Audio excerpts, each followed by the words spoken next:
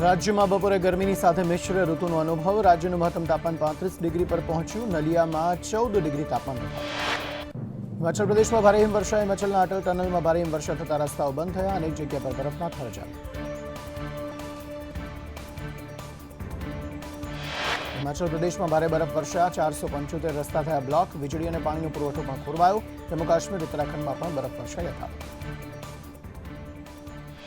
જમ્મુ કાશ્મીરમાં સતત હિમવર્ષા વચ્ચે વધી લોકોની હાલાકી. કુપવાડામાં બરફ વચ્ચે સેનાનું રેસ્ક્યુ ઓપરેશન. સગર્ભા મહિલાનું રેસ્ક્યુ કરીને હોસ્પિટલ પહોંચાડી.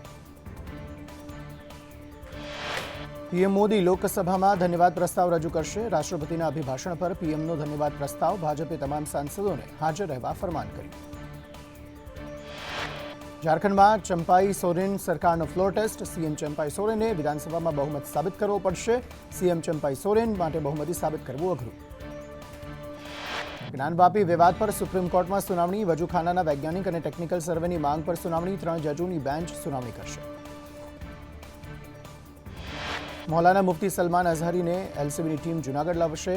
મુંબઈથી મુફ્તીને ઝડપી જૂનાગઢ લાવવા ટીમ રવાના.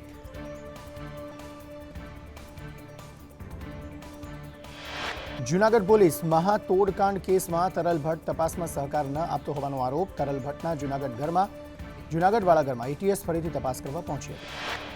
અમદાવાદમાં જગતપુર પાસે ટુ વ્હીલર પર આવતી મહિલાને કાર ચાલકે અડફેટે લેતા મહિલાનું મોત થયું. કાર ચાલક નશાની હાલતમાં હોવાની આશંકા.